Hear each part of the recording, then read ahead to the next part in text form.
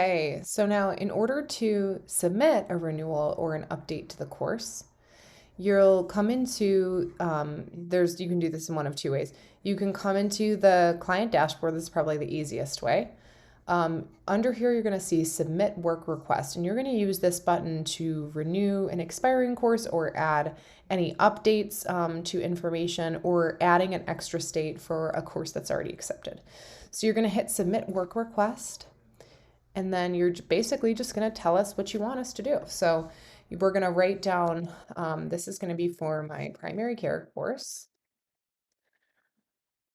So we'll also just kind of put in the company, kind of the name of your course, and course date renewal. You're going to highlight this, give it the old copy and paste into the summary description. And then the requested due date, put 3 weeks from today. So 1-2, we'll give it a good 3 weeks for us to make sure that we're converting and doing this properly.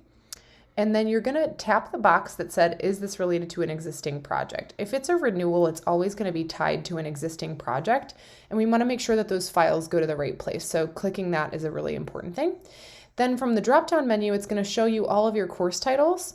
Select whatever course makes the most sense to tie this renewal to.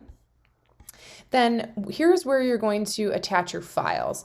So this is where you're going to have that marked copy, the clean copy. So I'm going to go over to my desktop here. I do have, right here, I have the clean copy and the marked up copy.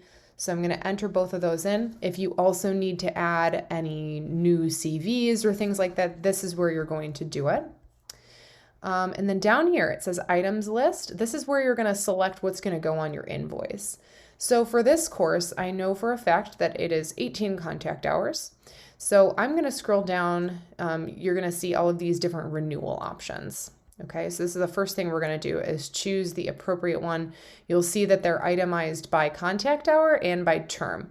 So I know that this one is 18 contact hours and I want 2 years. So I'm going to select this, and that's going to add an item. And let's say I also maybe need a New Jersey application and I want a Maryland application this time around. What's going to happen is when you hit submit work request, it's not going to prompt you for payment right away because there are certain companies that where discounts apply, or if you have an account credit. So we'll scrub that on the back end and you'll receive that invoice within 24 to 48 hours.